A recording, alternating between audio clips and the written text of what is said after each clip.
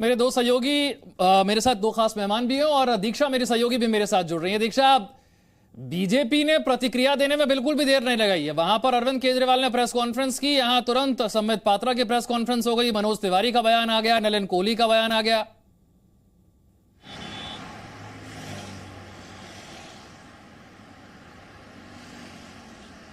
दीक्षा,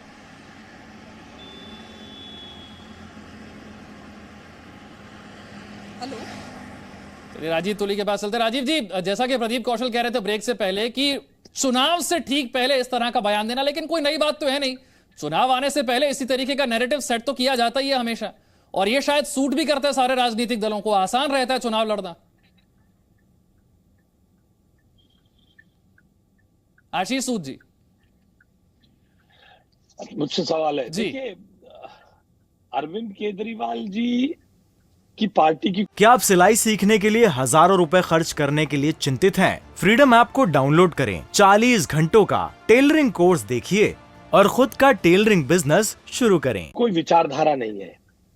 किसी दिन मंदिर की जगह इन्हें स्कूल बनवाना होता है, किसी दिन वहां अस्पताल बनाना होता है, किसी दिन अरविंद केजरीवाल जी का बयान होता है कि मंदिर और अगर नेहरू जी मंदिर की डैम की जगह मंदिर बनाते, वो सब हमने देखे हैं।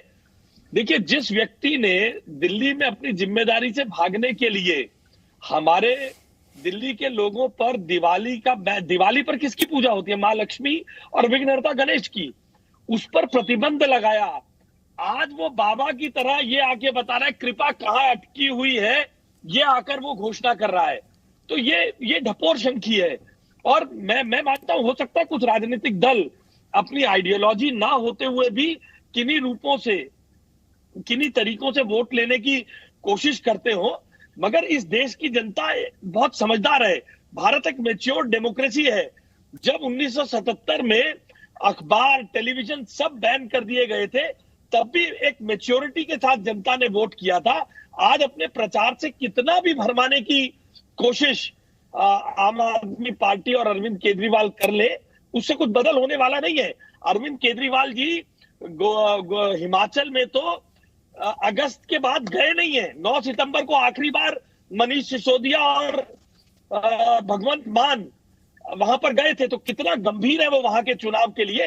अब अगर इस प्रकार का प्रयास कर रहे हैं तो नाटक करने की बहुत हर एक को इजाजत है, वो भी कर सकते हैं। आशीष, मगर आप आज कह अरविंद रहे हैं, केजरीवाल जी, आप कह रहे हैं कि कोई फर्क नहीं पड़ता। मैं प्रदीप कौशल जी से यही सवाल ले लेता हूं। प्रदीप कौशल जी, वाकई अगर कोई फर्क नहीं पड़ता किसी के बयान से, तो तुरंत इस पर प्रतिक्रिया आना, प्रेस कॉन्फ्रेंस करना, यह दिखाता है ना कि फर्क तो पड़ता है, नैरेटिव सेट होता है, टोन सेट होती है। नहीं, केजरीवाल जी ने जो मांग की है वो उस प्रकार आप अपना जवाब दीजिएगा, उससे पहले जरा संदीप दीक्षित की बात सुन लेते हैं। कांग्रेस पार्टी ने क्या कहा?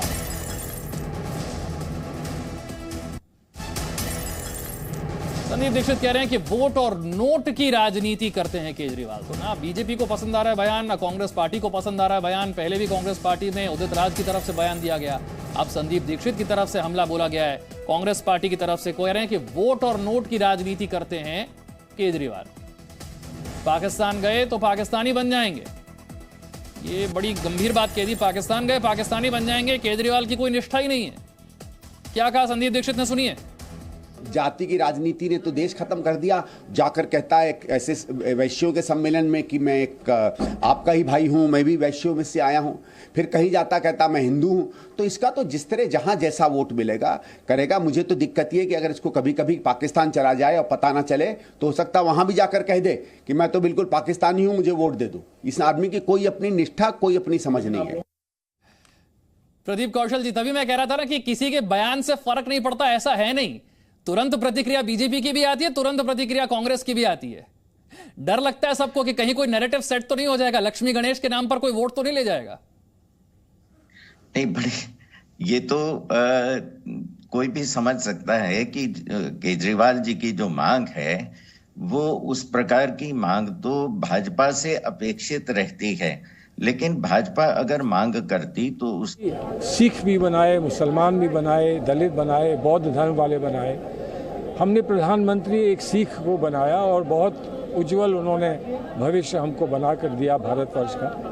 तो कब कौन बनता है परिस्थितियों में ये सब तो तभी स्पष्ट होगा, लेकिन जिसके पास आज बहुमत है वो क्या कहता है ये पूछिए उनसे। साफ हैजल जो टॉपर हैं जम्मू कश्मीर से यूपीएससी के, उन्होंने कहा कि दुनिया से भारत को सीखने की जरूरत नहीं है। भारत का संविधान किसी अल्पसंख्यक को ऊंचाई तक जाने से नहीं रोकता है, जिसका उदाहरण मैं खुद हूँ। वही तो बात मैं भी कह रहा हूँ, मैं भी वही कह रहा हूँ। तो फिर ये बहस किस बात की है? ये बहस किस बात की है अगर हम सब एक ही बात कह रहे हैं? ये संविधान सबको अधिकार देता है, सबको अधिकार देता है। कहीं किसी को कोई शिकायत का अवसर नहीं देता ये संविधान। लेकिन जो कार्यशैली है लोगों की, विभिन्न पार्टियों की, उसमें क्या हो रहा है ये पता एक सर आखिरी सवाल है, इसी दिन आज के दिन केजरीवाल। प्रदीप कौशल जी माफी चाहूंगा, आप अपनी बात पूरी कीजिए। तो भाजपा अगर इस प्रकार की मांग करती तो उस पर टिकती, उसकी जो बात है, उसका जो चिंतन है, वो पूरा उसमें आपको एक व्यवस्थित सोच दिखाई देगी। लेकिन केजरीवाल जी का मैं ये समझ नहीं पा रहा हूं कि वो आस्तिक के साथ हैं, नास्तिक के साथ हैं, देवी देवताओं को पूजने वालों के साथ हैं या उनके विरोधियों के साथ हैं। गोपाल राय जी भी उनकी पार्टी के मंत्री हैं। उससे पहले गौतम जी जो है वो देवी देवताओं के विरुद्ध अनर्गल बातें बोल रहे थे। उस सबको आप इस संदर्भ में कहां जोड़ेंगे कि माँ लक्ष्मी और गणपति की जो छवि है वो नोट के ऊपर आए? तो पहली बात यह है कि अधिक गंभीरता की अपेक्षा अवश्य की जाती है उन लोगों से जो महत्वपूर्ण पदों पर हैं, लेकिन भाजपा की असहजता नहीं है। मैं उसको असहजता के साथ नहीं देखता हूं, क्योंकि विषय ऐसा है एकदम नया। तो बेहतर है सब लोग अपनी अपनी जो सोच है, अपने विचार स्पष्ट करें।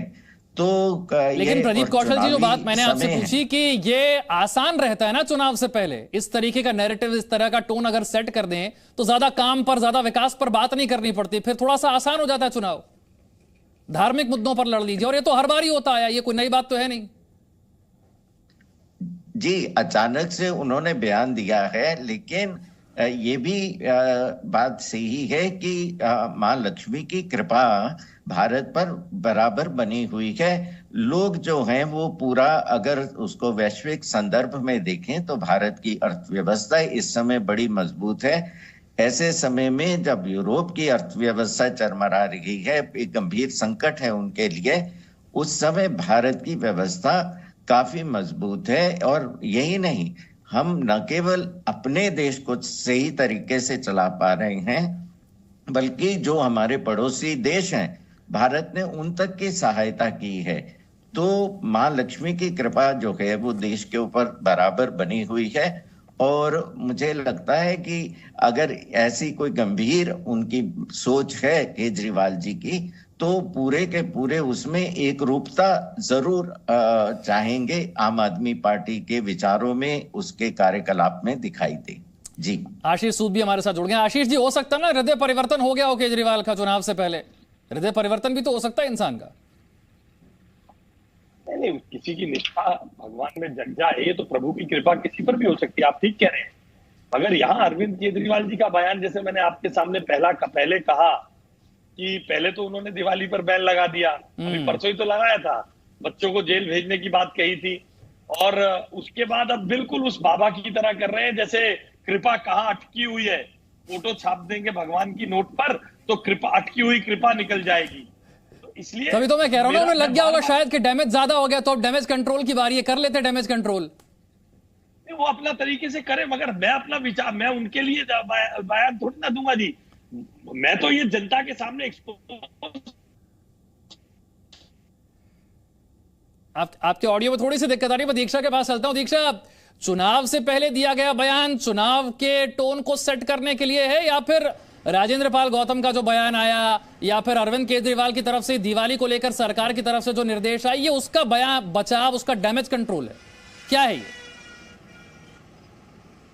बिल्कुल विशाल, देखिए भले ही केजरीवाल इस बात को बार बार कहें कि उनके इस मांग को जो केंद्र सरकार से मांग की है उसे राजनीति या फिर गुजरात चुनाव से इतर देखा जाए, लेकिन इसके पीछे कोई तर्क या कोई वजह नजर नहीं आती कि इसे गुजरात चुनाव से जोड़कर ना देखा जाए। दरअसल गुजरात चुनाव में भले ही कुछ वक्त बाकी है, अभी चुनाव की तारीखों का ऐलान नहीं हुआ है, लेकिन अभी से ही उन्होंने इस हिंदुत्व कार्ड को खेल दिया है। इसके साथ ही उन पर मौका परस्त होने का आरोप जरूर लगने लगा है।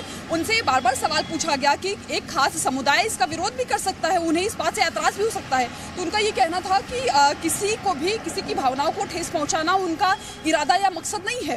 हालांकि बीजेपी उन पर बार बार आरोप लगाती रही है, चाहे वो छठ पूजा विवाद हो या फिर दिवाली के मौके पर पटाखों पर बैन हो, या फिर चाहे उससे थोड़ा पीछे हम चले, चाहे वो शाहीन बाग प्रदर्शन रहा हो या फिर दिल्ली दंगों, उन पर एक विशेष समुदाय से एक विशेष लगाव रखने का आरोप बीजेपी या जो विरोधी रहे हैं वो हमेशा लगाते रहे हैं, लेकिन इसका डिनायल हमेशा केजरीवाल सरकार की तरफ से आता रहा है।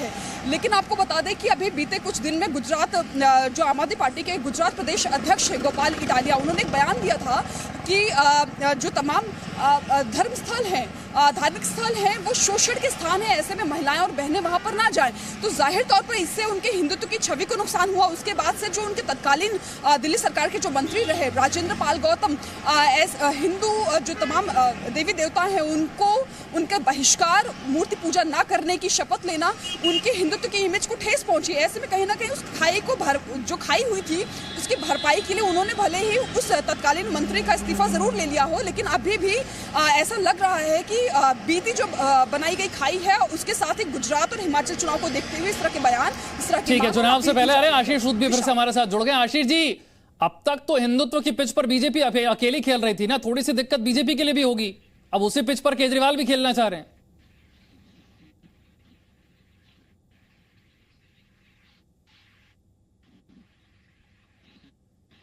आशीष सूद, आपको आवाज मिल रही है? मैं माफी चाहता हूं, जब लोग हमें सांप्रदायिक कहते थे तब भी हम अपनी प्रतिबद्धता वही बनेगा राम मंदिर, इस प्रतिबद्धता के साथ अपने विषयों को कह रहे थे। हम किसी भी पर वोटों के लिए नहीं करते, हमें सांप्रदायिक होने का टैग अपने ऊपर लेकर भी अपनी प्रतिबद्धता के साथ हम खड़े रहे। ठीक है, आप कह रहे हैं कि पहले भी आपके बयान वही थे जो अब हैं, केजरीवाल के बयान बदलते रहते हैं, उनकी निष्ठा किस तरफ है समझ में आता नहीं है। जरा मनीष सिसोदिया उप मुख्यमंत्री का ट्वीट दिखा देते हैं। मां लक्ष्मी और भगवान गणेश संपन्नता और समृद्धि के प्रतीक हैं, उनके आशीर्वाद से देश समृद्ध होकर आगे बढ़ेगा, नंबर 1 बनेगा। भारत की करेंसी पर महात्मा गांधी जी के साथ साथ मां लक्ष्मी और भगवान गणेश की तस्वीर लगाना पूरे देश के लिए मंगलमयी साबित होगा। ये अब मनीष सिसोदिया का भी ट्वीट आ गया है। प्रदीप कौशल साहब, आम आदमी पार्टी ने तय कर लिया है कि अरविंद केजरीवाल ने प्रेस कॉन्फ्रेंस कर दी है, बाकी के नेता सोशल मीडिया पर इस एजेंडा को आगे बढ़ाएंगे, जोर शोर से बढ़ाएंगे। नहीं, वो तो लगता है कि सोच विचार करके उन्होंने ये एक नया मुद्दा उछाल दिया है थैले में से निकाल करके, लेकिन लोग उसको गंभीरता से लें उससे पहले ये भी देखना होगा कि अम्बेडकरवादी जो सोच है, जो चिंतन है, उसमें हिंदू देवी देवताओं को लेकर के क्या विचार अम्बेडकर ने प्रकट किए हैं, कैसे अम्बेडकर के अनुयायी जो हैं वो उनको आगे बढ़ा रहे हैं, और उनमें कुछ उनकी पार्टी के नेता भी शामिल हैं। उस सबको भी जोड़ करके देखें कि आप ये बताएं कि आप किससे सहमत हैं। अब जो बाबा साहब अम्बेडकर ने कहा उससे सहमत है या इस मांग के पक्ष में पूरे जोर से खड़े हैं। आखिरकार दोनों का कहीं ना कहीं मिलान तो होना होगा ना पब्लिक के भीतर। और दूसरी बात यह है कि केवल एक मुद्दा उछाल देने भर से मुझे नहीं लगता कि वोटर जो है वो अपनी सोच बदल लेता है, अपना मत बदल लेता है। कि जो लोग हिंदुत्ववादी जो सोच है उसके समर्थक हैं, वो केवल एक इसी मांग के चलते हुए जो अपना निर्णय बदलेंगे और उनको वोट दे देंगे। हाँ, ये जरूर है कि जिन वोटों को अभी तक उन्होंने अपने साथ जोड़ा है उनके मन में अवश्य संशय आ सकता है कि इनकी वैचारिक प्रतिबद्धता किससे है। लेकिन प्रदीप कौशल जी, ऐसा भी तो हो सकता है ना कि समय देखकर बदल जाते हैं। राजनीति तो उन्हें भी बड़े अच्छे तरीके से आती है, उन्हें मालूम है कि गुजरात में अगर लड़ना है, जो पार्टियां फेल हुई हैं वो सेकुलरिज्म पे लड़ रही थी, ये हिंदुत्व पे लड़ रहे हैं। अब उसी पिच पर जाकर जहां पर बीजेपी बहुत स्ट्रांग है, वो कह रहे हैं अकेले उन्हें क्यों लड़ने दें, वो भी उसी पिच पर है। देखिए, प्रयास करने से तो कोई किसी को नहीं रोक सकता, पर मुझे लगता नहीं कि इससे कोई विशेष असर आएगा। जो लोग इनको वोट देंगे वो और मुद्दों पे वोट दे सकते हैं। इस मुद्दे के ऊपर मुझे नहीं लगता कि कोई भाजपा के समर्थक जो हैं वो छिटक करके आम आदमी पार्टी के समर्थन में चले जाएंगे। हाँ, ये जरूर है कि ये एक प्रयास है डैमेज कंट्रोल करने का, जो हाल ही में हिंदू विरोधी गतिविधियां उनकी पार्टी के लोगों ने की हैं, जो अनर्गल बयानबाजी की है, गोपाल राय जी की आक्रामक बयानबाजी।